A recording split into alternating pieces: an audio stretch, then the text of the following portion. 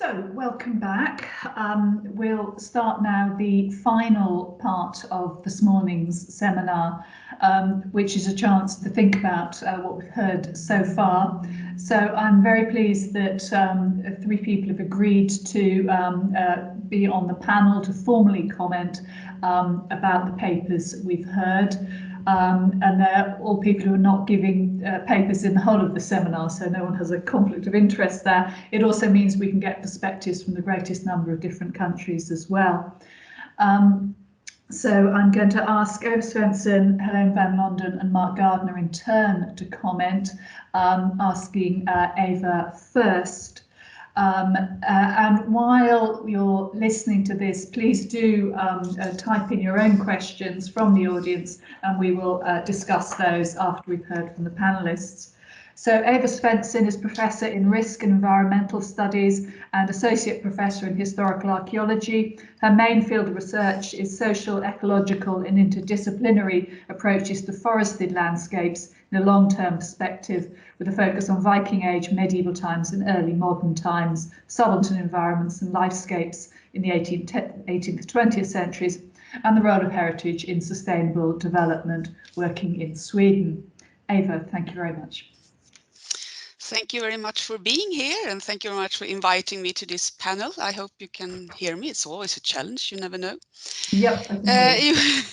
You have typed some questions in the chat, Carenza, and I will stick to them.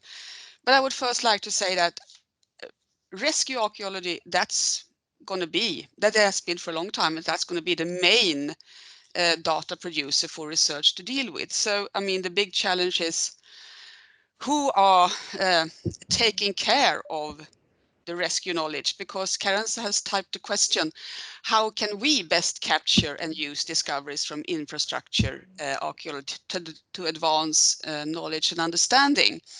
And who are we?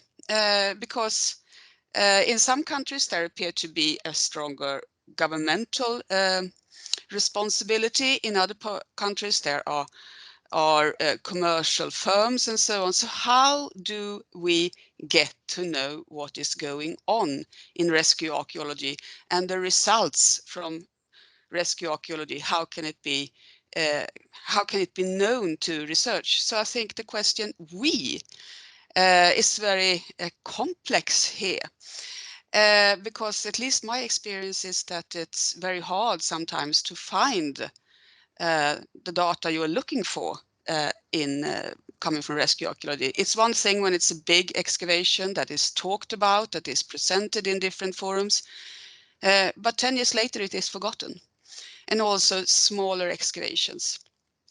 So I think that this "we" is a big challenge of how we can use this knowledge. And some older speakers said there were some kind of data systems that could be accessed by people. In some countries they were not. So how can we get to know what is going on? And that is a huge challenge, I would say, so to speak. I think therefore meetings and seminars like this are extremely important, but it reaches still not all the people that needs to go there. So that's one of the big challenges. But I will also say that, of course, it's always nice if you can choose which sites to excavate. But the big benefit with rescue archaeology is that it discovers new things. It makes us excavate in places where we would not have excavated otherwise. And this is the kind of new data we need to do.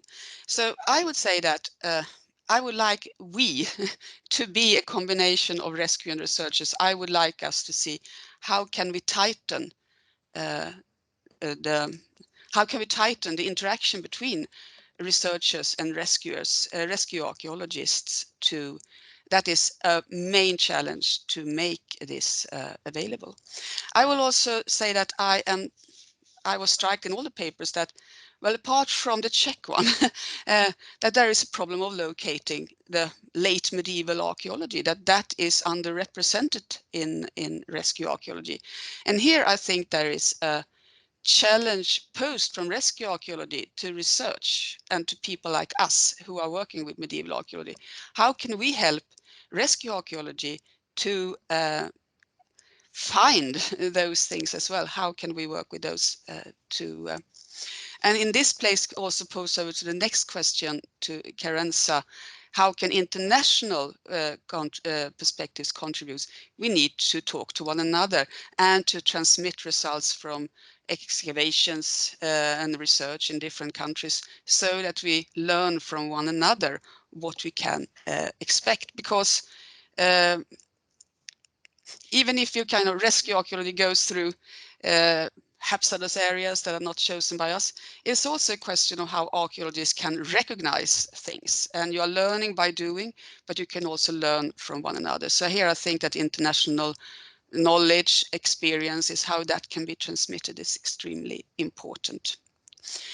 And finally, how can MSRG contribute? Well, that's a little bit difficult questions, but I think that for somebody not being in UK, but I think that organizing seminars like this, having a strong function of publishing what is going on in UK is a kind of model that more of us could learn from.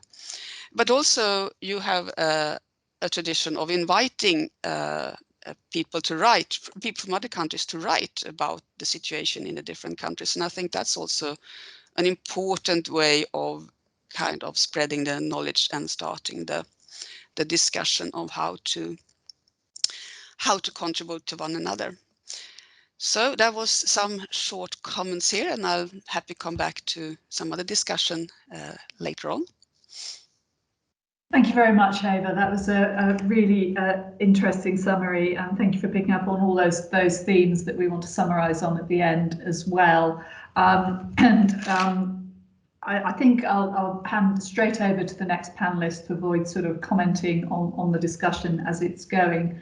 So the next panelist is Heleen van Londen, who is Assistant Professor of Archaeology at the University of Amsterdam. She specialises in landscape archaeology, heritage field archaeology and archaeological heritage management. Recently, she's been a project lead on 3 medieval synthesizing studies regarding the harvest for 23 years of commercial archaeology with the purpose of evaluating national research agendas for archaeology. And one of the themes of those have been village formation, artisanal production and urban farming in the Netherlands. So, Heleen, thank you very much. Floor is yours. Thanks for that, Carenza. I have been taking notes during the presentation of the various papers, and I do agree with one of the comments in the chat that there are some striking similarities, I think. And how can we best capture and use the discovery from infrastructure? I think what is illustrated very well is the influence of how our country systems influence research. So I think it's one point that we could illustrate and underline is that there is a need to be aware of the ways in which countries' systems, so the way that we organize archaeology, is of direct influence of the types of knowledge and understanding in certain periods. And I think this is also resulting in the bias that we have seen regarding medieval archaeology. So it's there, but it's maybe not valued in the same way that maybe prehistory or Roman period is. So I think we should also include our understanding and awareness raising regarding that bias that we have seen. One of the real opportunities, I think, for linear project that it has been illustrated is that apart from site information and focusing on development of houses, there is insight to be had in landscapes, in offsite, in production and economic and social relations there. So there is, I think, a real chance. And the real chance in open cast mining, as illustrated in the Czech Republic, is the research of entire villages. And that, of course, points then towards, I think, the importance of the research frames. What questions do we ask? One of the things that I experienced myself in the Netherlands in doing the synthesis of those 3 studies, trying to find what 20 years of commercial archaeology has produced, that there is this premise that you can excavate it one point in time and that other people can analyze and synthesize it later in time, so that I think there's a premise that is rooted in positivism, so in processual archaeology, not only regarding the type of questions that we're going for, but also that there is just a simple way of documenting the archaeological work. And what I think is important in the experience that we had is that it's very difficult if you ask important questions about medieval society to a certain data, a set of data, you have difficulties in finding the right indicators for that because they were not registered during excavations. So I'm wondering what people's experiences are. So this is maybe a question of me for the general discussion. If you agree with me that this is also a point of discussion and general awareness, that the collecting of data during excavation is hampered by cutting the research process in half, so that excavation is severed from analysis and synthesis. And this, I think, is also hindering, I think, the importance of combining archaeology with historical geography in the process of analysis and synthesis. So these points I would like to bring into the discussion. So I think that's it, Carenza. Thank you very much for that, Heleen. Again, interesting points. All the panelists moving the discussion on. Really interesting to see this sort of coming together. So I'm going to hand over now to the final panelist for this morning, Professor Mark Gardner. Mark began his career at University College London, directing excavations in contract archaeology, including some road schemes in southeast England. He subsequently took a lecturing post at Queen's University in Belfast in Northern Ireland, becoming joint head of archaeology and paleoecology. And he is now currently, I'm delighted to say, my colleague at the University of Lincoln as Professor of Medieval Archaeology.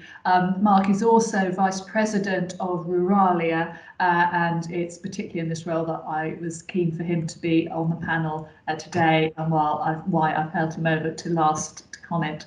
Mark, your field now. Thank you very much, Carenza.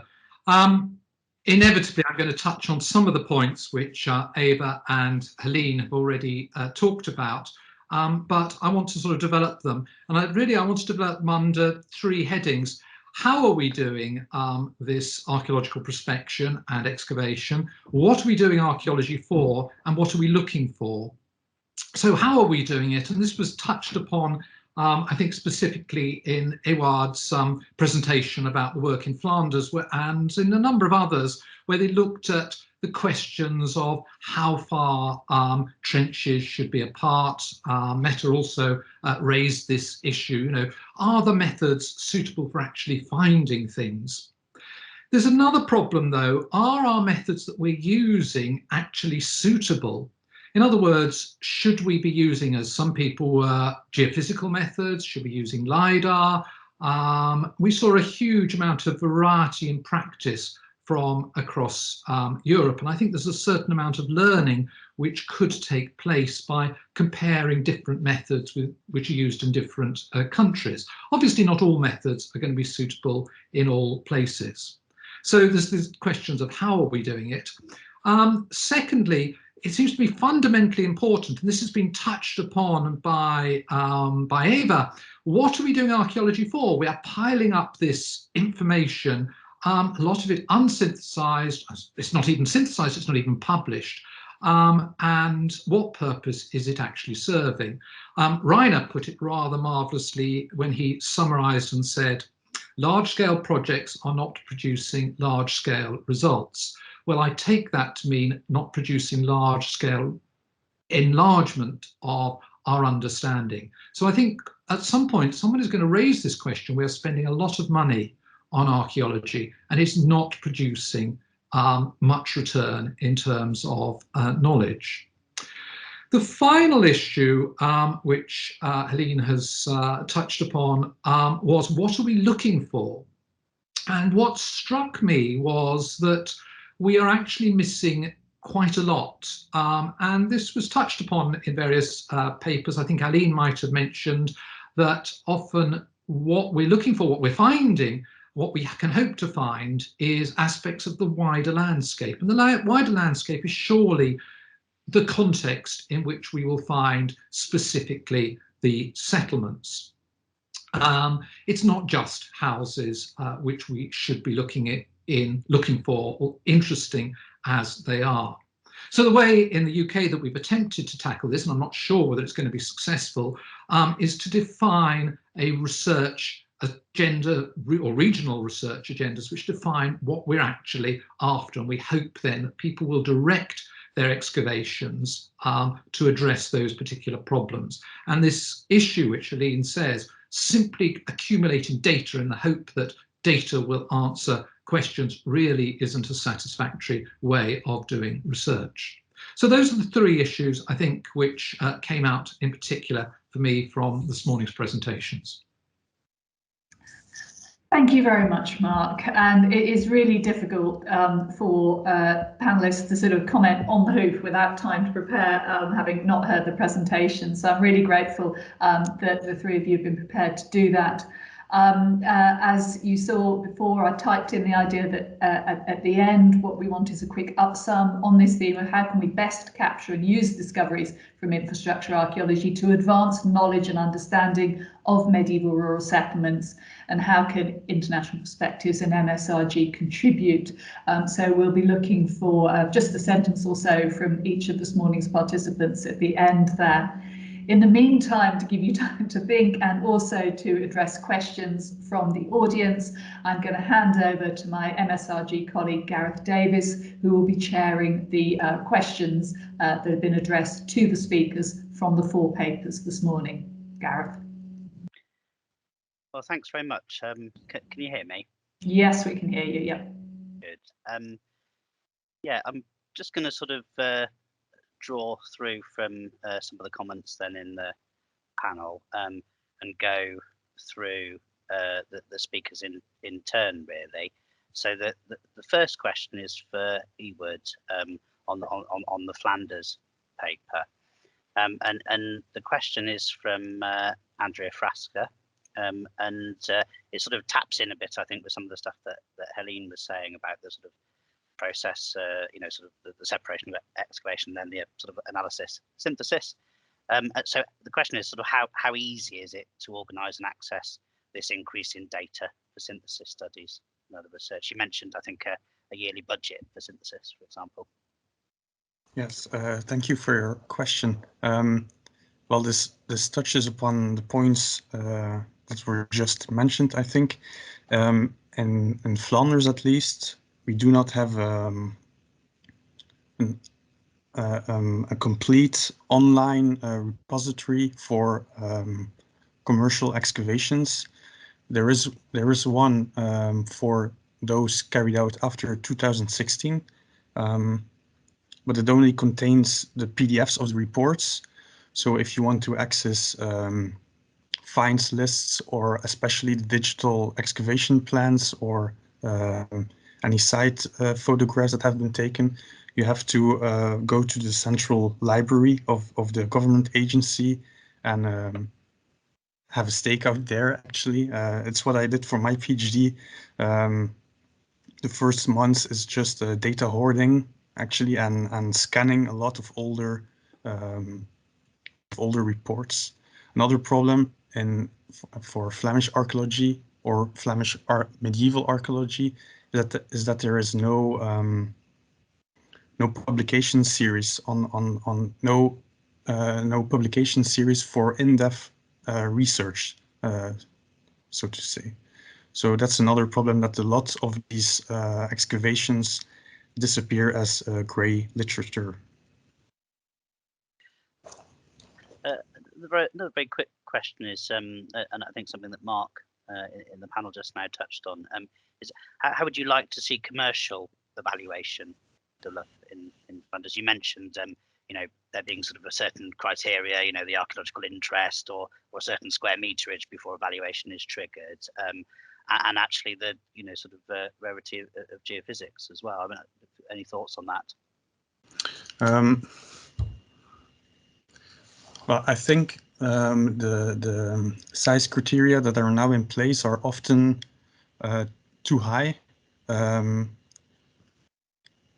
which means that especially in village contexts, almost no excavations take place because the parcels that are developed fall beyond the criteria. And that is, I think, one of the reasons why in Flanders we miss out on high and late medieval village contexts. So yeah, that if these were lowered, that would be a good thing, in my opinion. Obviously, there's lots of questions we'd like to ask of all the panel members, but if I move on now to Mette and the Danish paper, again, sort of tapping into the themes that have been raised in the panel just now. I mean, your presentation highlighted, a wealth of data, a long tradition of archaeological work in Denmark, but you also noted a divergence in how the museums are dealing with further research on findings and database backlogs. It's a tricky question, I guess, but how would you like to see things develop in the future? Oh, please send more money. Well, it all comes down to the legislation, the Museums Act, and the developer pays, but not for research. But of course, you have to consider research in the way that you ask the questions, because if you don't have research in mind when you pick out the sites to excavate on the linear projects, you're not allowed to do them. So of course, archaeologists in Denmark, they are thinking about research, but they don't get the money to wrap it up afterwards. So that's a problem. And if we should use this, actually, it could be a very nice repository that we have, because it's a nationwide and it's for all museums, and all they actually tap in data in it. But if we got the opportunity for extra funding, it could be so much better also for research. Also, I mean, as with the England case study in the seminar last time, your presentation highlighted the strength of infrastructure projects for locating areas of dispersed medieval settlement. But it was striking in the the natural gas project that it was only 35 sites from 1700 or something like that. Yeah. Maybe due to the focus on diagnostic buildings.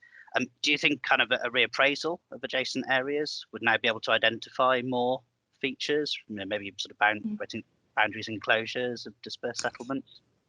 I think that the reason why it was not so successful was that it was done by reconnaissance, field walking, and so little sherds or so little is left on the surface from the medieval settlements. You don't find them that way, and that goes also, for example, for the Viking Age. Now it has been better with the detectoring, and we have another legislation on detectorists in Denmark, and that gives other opportunities how to locate sites.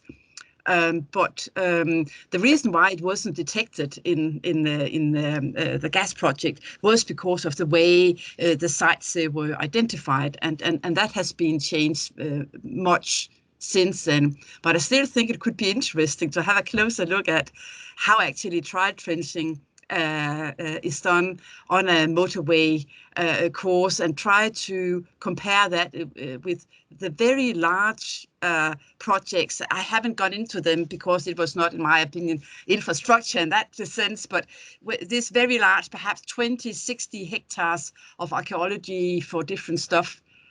If you thought of how to do the trial trenching there, what would you find, and what would you miss if you just go for a 50-meter long or perhaps less pipeline? Very interesting, thanks. And again, we could ask a number more questions, but sort of move on to the next paper and Pavel and the Czech Republic. I mean, I was struck in the paper. It seems a great idea having centralized management by your Institute of Academic Sciences of the database, the sites and monuments, of the archives and the planning announcements. But I just sort of wondered how good is the feedback then of new discoveries and data by the, I think you said, public bodies and private contractors, back to your kind of your central information system. Thank you. Well, I think the the information system works very well, but the problem is that the data are very diverse. So while I looked at the database now, and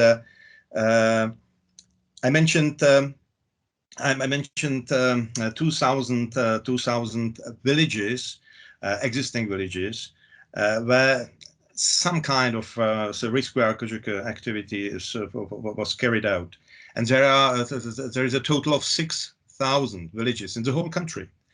And when I look at the reports, there are 12,000 reports of any kind of archaeological rescue activity within existing villages. So it means like 6 activities in each village, which is not true, because there are still some parts of the country which are in fact untouched by rescue archaeology. So they are very much concentrated like around big cities like Prague or Brno and so on, where there is a big concentration of archaeologists, active archaeologists, I mean.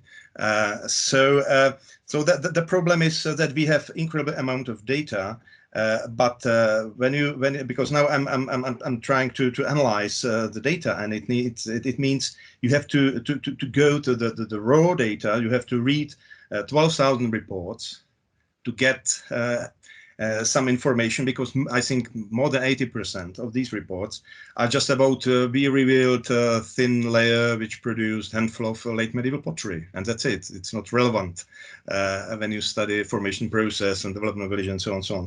So that's a problem. So the system works very well in general, but the database doesn't enable detailed analysis, and it's something which needs to be well redeveloped or improved. Thank you very much. I mean, you noted the bias towards medieval settlements with subsurface features only, the very few deserted medieval villages and infrastructure projects. And then obviously, I think as the panel have sort of said, the excellent work in the currently occupied settlements that's sort of redressing this. I mean, partly, I suppose, taps into the data question as well, but how would you like to see things progress in the future? Well, that's what we're discussing with the Institute of Archaeology. There should be a manual. Well, there is a manual, but it doesn't give detail information regarding reporting. So there are really very large differences. There are very excellent reports, and there are reports like 2 sentences, and according to the law, it's perfectly right. Yeah. So there is not. Well, what would help us? It would be kind of standardization in reporting of these activities. And certainly there are different institutions. There are these private companies, and there are public institutions, and there's a the problem is how to control the quality of field research. I think this is the key. This is the most important problem we're facing now.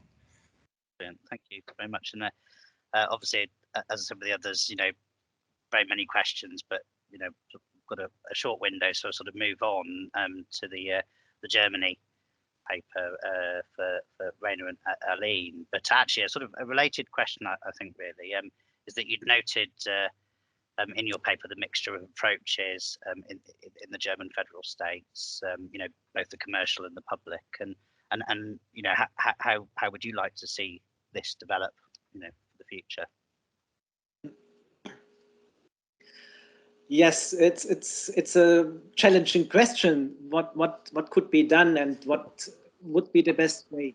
So there are many people who think it would be best to have some national standardization between all these countries, between all these federal states. But in fact, I think it's that there is a very positive aspect of all these different laws, because there are always some changes. There is always in some of the federal states an innovation of the laws. And this is a huge potential for improving, for going on for further development of the legislation. And in fact, I don't think it would be fine to have exactly the same regulations. I think it's quite good to have this on the federal states. What would be interesting is to have a strengthening of the communal level, so more expertise on the local level. And on the other hand, on the basis of the synthesis, it would be quite good to have something on the national level there. So there should be a national repository where all the federal states bring their data. And what is striking for medieval archaeology, we still do not have a research institution in Germany which is related to medieval or post-medieval archaeology. So there are only 4 universities which are in medieval archaeology, but no of the major research institutes like the German Archaeological Institute or Römisch-Germanische Zentralmuseum in Mainz or some others, they are really involved to medieval archaeology. So there's no capacity for analyzing or synthesizing all these data. This is nothing which can be done on the level of the federal states, because it's necessary to compare historic landscapes, and they are crossing modern borders. So I think 2 levels, the communal level and the national level, should be strengthened, but the organization of the federal states, that's, I think, nevertheless a good situation. That's really, really interesting, thank you. And slightly sort of a slight change of direction. So a theme that keeps on coming up, and in the last seminar as well, is the rarity of later medieval evidence. And I think, Aline, you put it as within the sort of accidental sondages of infrastructure. It's an interesting way of putting it. But also some of your open area projects as well. I mean, how would you like to see projects development to sort of maximize opportunities for understanding, medieval settlement land use, these sort of aspects? Well, yes, that's, I think, one of the more main in Baden-Württemberg of the main important tasks for the near future, that we strengthen our focus of heritage management in comparison to the results that are coming up from these linear projects. What I want to say is that we have difficulties, I mean legal difficulties, to get into big industrial zones that are built around actual cores of settlements because of the law. And I think we could put our own effort into reconnaissance projects, I mean trial trenches and so on, that we pay on our own because we can't use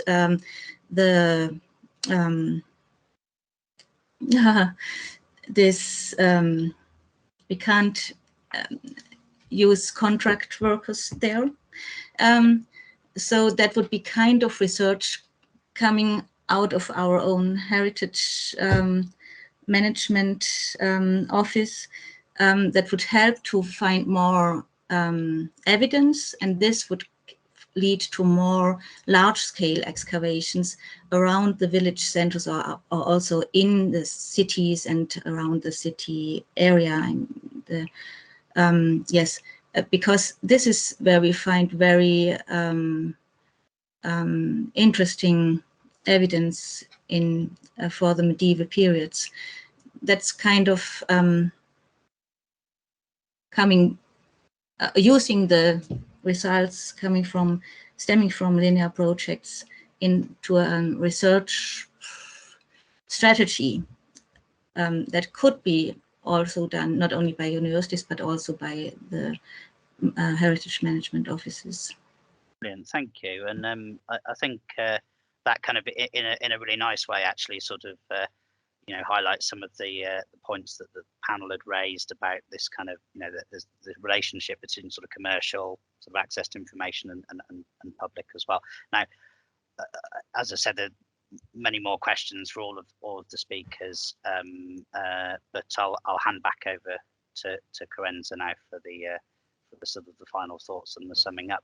I'm sorry if I haven't been able to sort of address all of the questions that have sort of come up.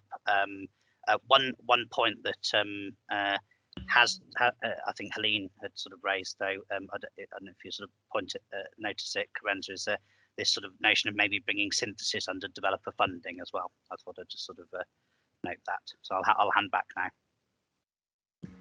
Okay, thank you very much for that. And again, we're sorry that for reasons of time, we haven't managed to address all questions from the audience. I think this morning has been really, really interesting, and particularly building on what we heard in the first seminar as well, for those of you who either attended it or have listened to the presentations from that since then. And those presentations, if you haven't seen them, are, as I say, available online, and we will put these presentations online as well.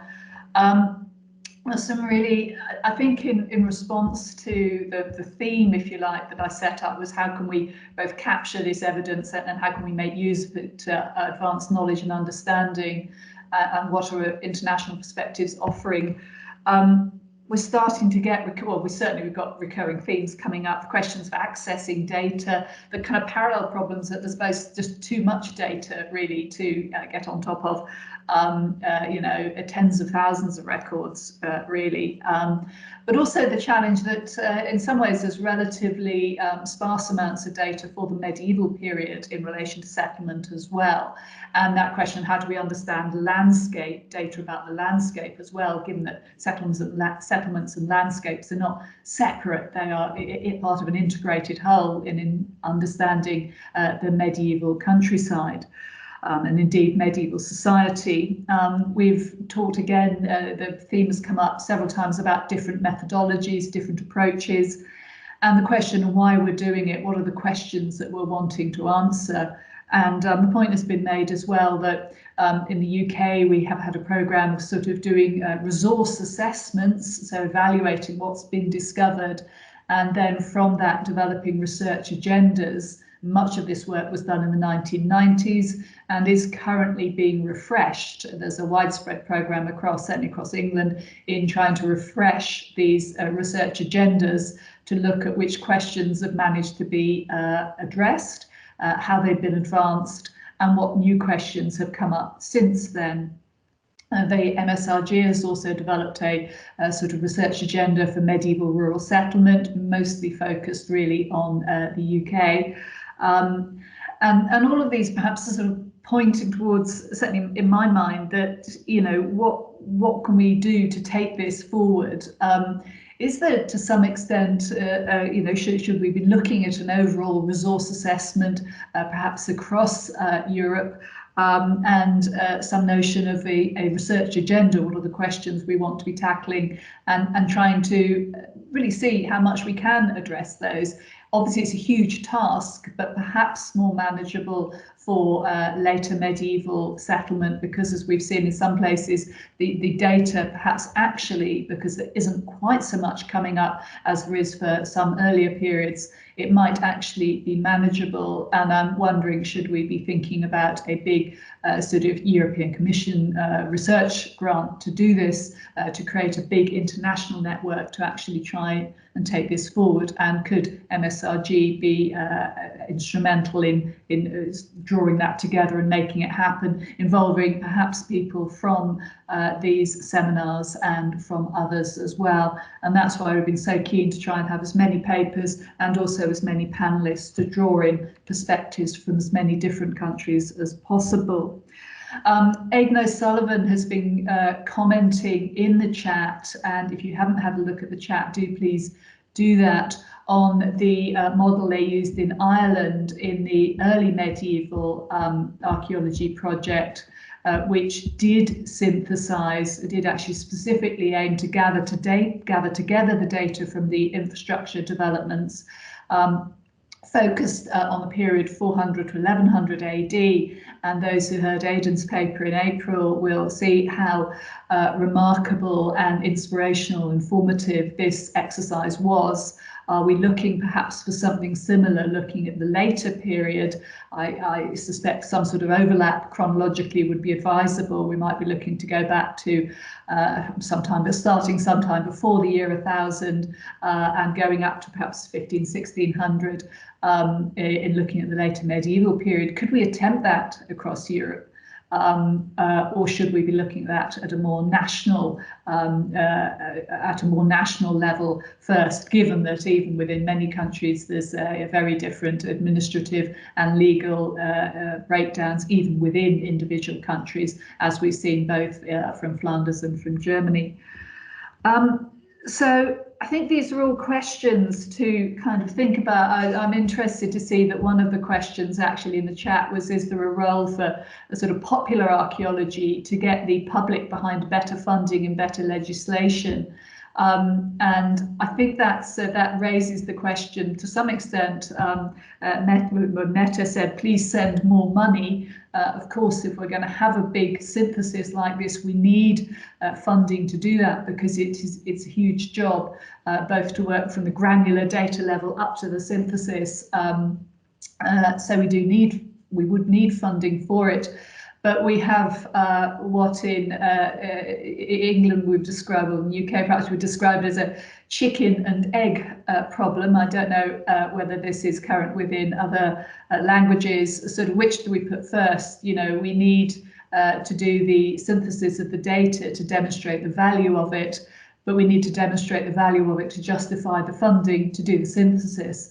And this picks up on Helene's question about the difficulty of separating out both the data collection, the excavation field work from the synthesis. And that's even at individual site level. We've got synthesis of the work carried out over long term in individual places. And then we've got the synthesis of the syntheses, if you like, across wider areas.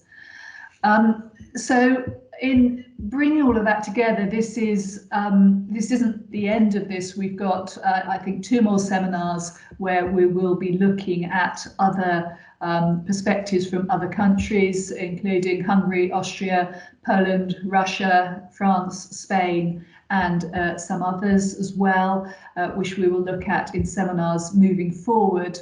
Another question that has come out of discussion has been asking, are we aiming to publish this? And certainly the response after the April seminar from the speakers was a great enthusiasm for publishing. I'll be emailing round to ask everyone involved today what they think about this. But before we close the day, I would like to ask the panelists and then the speakers just for any final thoughts that they had.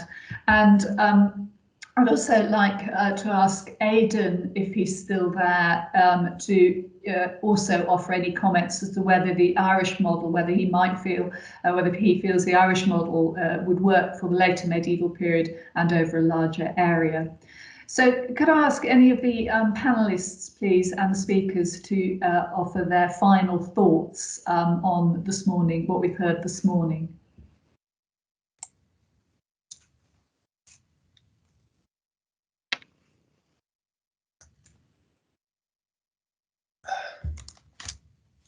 Just giving everyone a chance to switch their cameras on. I think in the interests of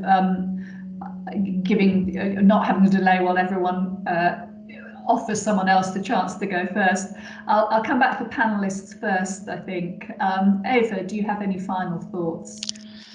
Yes, well, final thoughts. I'm going to make you all a little bit jealous instead, because last week we had a huge celebration here in Sweden when our archaeological consortium gained an unheard amount of money to build a research infrastructure in archaeology. Normally this money only goes to physicists and medicines and so on, but now we landed it in archaeology.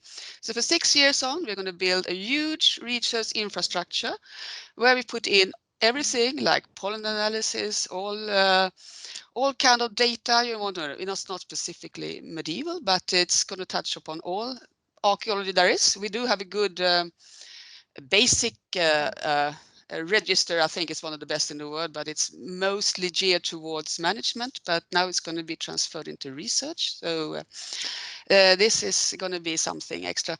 In Sweden, we are lucky in that way because polluted pay is very old in Sweden. It was there when I was a student, before I was a student, and so on. So we do have a system of reports being written. The problem is to access them because they are normally published under the title of the infrastructure. So it's not like you publish your report on the excavation of a medieval village, but it is the excavations for the roundabout. And of course, that's not the easiest way to find what you're looking for.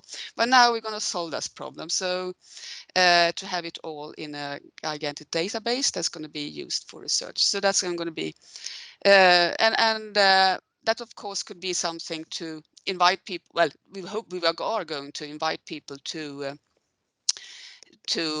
participate and have seminars and so on it. And in a long term, we are also talking about how to make it, that will be after I retire, so there will be other people doing that, of course, but how to kind of have international examples, or how to kind of build international bridges for that kind of research, because I think that we have, as I said, an enormous amount of data, but the problem is how to find what you're looking for all the time. What if you, as I typed in here, what if somebody wants to make a study on all medieval wells? How do you find them? It's not possible really. So and I think it's Rainer types also in the chat, we need to be political. Yes, but we also need to show that all this data is being used, because otherwise politicians will start asking, why are we doing all this archaeology for, paying all these millions of money or whatever currency it is, and it's not being used. So I think that there is we cannot only ask for money, we need more money, but we also need to show that we are using what is coming in from infrastructure archaeology, from rescue archaeology, because if we don't do that, we could be questioned. So we need to do that. Thank you very much for that. And again, we are a little short of time, so I'm sorry if I'm interrupting you when you were still thinking on. Aline, you have your hand up, so can I ask you to speak now, please? Oh, yes, I just wanted to comment on this last remarks. I think a very easy step for us, if I look at our heritage management offices, would be that all these technical reports that we of course have in big amounts online or in a digital version should not only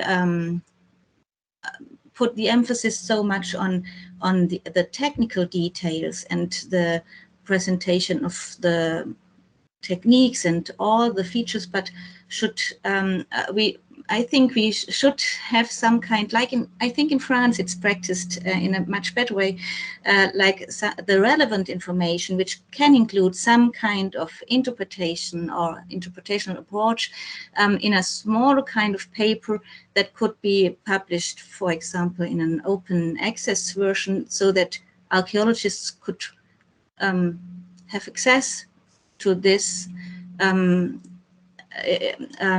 for their first approach to, for their first looking around for the topics. So we don't need all these long and very technical reports, but we need short publications in an online repository that we could easily access, and that should summarize the interpretation of the sites. Thank you very much. And I am myself wondering whether digital data mining has any role to play in sort of trying to find the medieval evidence that's got lost in the vast amount of noise from development infrastructure work. Heleen, do you have any final comments briefly? Yes, three, and I will start with what you just suggested. We use text mining to go about the huge amount of data that was collected regarding medieval information, and we did not use text mining on the in databases, but we use it on the grey reports, and that worked really well. So here you can let the computer search relevant information, and that helps you select which reports you need to use for your research. So that's the first point. Second point is also having to do with new methods. Really, I think what we need is surface covering reconnaissance. So I'm not sure whether trenching is going to give us what we need for landscape analysis. So I'm really curious about the remote sensing innovations that we can for which we can also use drones, so that we can have a better grip on landscapes. And the third point, that is a question: do we really have we really actually proven the benefits of large-scale infrastructure over combined small-scale infrastructure? Is that something that we can say? So this was sort of a doubt that I had, whether we sort of unintentionally focus on the large-scale infrastructure as being beneficial to us. So that's what I will leave it at this. Thank you very much. Very cogent and very useful to have that summed up. Mark, can I come to you next, please? If you have any final thoughts. Yes, well, what I think we should do is, I think if we refocused our attention to a single question, I think it would have enormous ramifications. And that question would be, what public benefit will come from this work? And this has been picked up by lots of people so far. But if we think that we are looking at eventually communicating with the public, and to get there, we need to synthesize the work, which means we need to do the post-excavation work. But ultimately, we are trying to feed back into society. We're trying to make a contribution into the sort of wider cultural knowledge. And I think if this became the focus of what we are trying to do, it would, all the other things which we've talked about, which we worried about over during the course of this morning, I think would automatically follow. And I think that should really become a determining factor in the work that we are carrying out. Very interesting thought, and again, something that will help perhaps draw us together into a strategy for the future. I think looking at time, we're already a few minutes over our intended finish time. I can see Aline has her hand up. What I'm going to do is ask Aline to make a comment. If any of the other speakers would like to make a final comment, please put your hands up. Otherwise, I will leave you in peace and then ask Aidan, just very finally, to comment from the perspective of how he sees the solutions that have been sort of, or the ways forward that have been discussed today, and how he sees that from the perspective of what they have already attempted in Ireland and whether that helps build an agenda. Aline, did you want to come back? No, sorry, this was a mistake. I just forgot to put my hand down. No problem at all. I can't see any of the other speakers with their hands up. So Aidan, could I again, and I apologise for putting you on the spot, but you've put a lot of comments in the chat, and I wonder if you could say a few words about how you feel about the future. It serves me right for commenting. You might be able to see basically what I'm doing is tidying my library today while listening and watching all the speakers. So you have to catch me out there, Carenza. Okay, so your question was, is the EMAP model or the EMAP approach one which could be suitable? I would think so, yeah. One of the things that strikes me about all of this is we are a tiny number of people facing increasingly vast amounts of data. And there's never going to be more than a certain number of medieval archaeologists across Europe, and that number isn't going to increase, whereas the data is going to exponentially increase all the time. So you have to, in a sense, accept that what you do isn't going to be perfect. It's going to be imperfect. And so what we did in EMAP in Ireland is we basically established from the start a kind of a principle of humility. In that what we were trying to do was to be a bridge between the data, in a sense, and the interpretation of it, and to make sure that we were a gateway for other people rather than writing publications that would close the subject down. So we were always took a view of that, and also that we sought to be collaborative. So we collaborated between universities and Transport Infrastructure Ireland and the commercial archaeological companies and so on. The other thing that we did was we broke it down by team. So in the first year, we focused on early medieval settlement and dwellings and settlements. In the second year, we focused on agriculture. In the third year, we focused on crafts and production and on to economy and so on. So we always took a view of going really fast and gathering as much data as we could into gazetteers, which are descriptions of sites with all the radiocarbon dates and all the data and so on, and quick interpretive summaries of what we were seeing. And then we were able to, we wrote a synthesis as we went along, which we kept on updating. We still see commercial archaeologists sometimes quoting our 2008 version, whereas our, it's our 2021 version republished recently, which is the up-to-date one. So that was the kind of the view we took of, like, we're never going to be, we shouldn't wait, we shouldn't retain. We shouldn't hope to write the perfect piece. All we need to do is write the piece that we can do now, and keep going forward. And then the other thing, what you need is a team of really energetic, hard-working, probably younger scholars who are prepared to put in long hours working on all this material. They're all dispersed in different ways now. They've gone into other careers and so on. But when you have good people who have the personalities to deal with archaeologists and so on, but also will just kind of work every day at getting the data looked at and gazetteer entries written and so on. So the principle is don't wait, do what you can now, because it's never going to get any easier, and the data isn't going to get any less. And finally, one of the striking things that we've noticed is how things have changed in Ireland in the 10 years since we started the early medieval archaeology project. So we were dealing with the issues that everybody has talked about today, was how do you get your access to the grey literature? Well, what's actually happened now here in Ireland is Transport Infrastructure Ireland, which is the major agency responsible for infrastructural development, particularly motorways and road improvements. Their archaeological section have now uploaded all of their grey literature to the digital repository of Ireland under a collection called the Heritage Collections.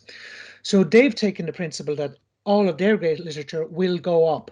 In the same way as in EMAP, we regarded everything we did as going up online as quickly as we could.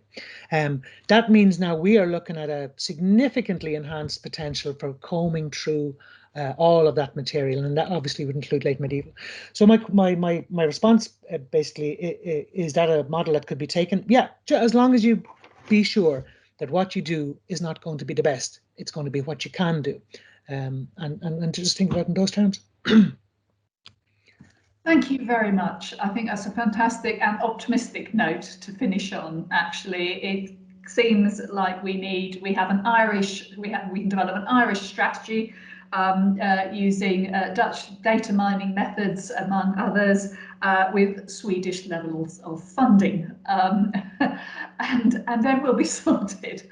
And actually, it does feel optimistic. I think it's a big job, but perhaps we have got something that might come out of this, and certainly we'll be looking to publish the papers from this seminar. I think Aidan's message of don't wait is encouraging. Thank you very much, everybody who's contributed this morning. It's been a fantastically exciting morning. I think after the last seminar, it was difficult to imagine how it could be better, but I think it's building up and up. So I'd like to thank all speakers and panelists very, very much for the time and effort you've put into putting these papers together. And it's not easy because it is speaking across research, mostly done in universities, with discoveries and intervention that mostly done outside universities. So you've all had to bridge different disciplines. So thank you very much for all that work. Thank you to the panelists who've been prepared to give their thoughts spontaneously without the time to prepare and having pre-heard the papers that have been given. And I think it's really exciting what is coming out of that. I'd also like to thank Becca Gregory, who in the background has been looking after the technical side of this morning. And I think you'll all agree and be very grateful that it's gone very, very smoothly from that point of view. I'd like to thank Gareth for chairing the Q&A session. Again, something that's very difficult to pre-prepare for. And I'd like to also thank everybody who's typed in questions as well. We'll have a record of those. And we will, as I say, have the presentations will be put on the MSRG website.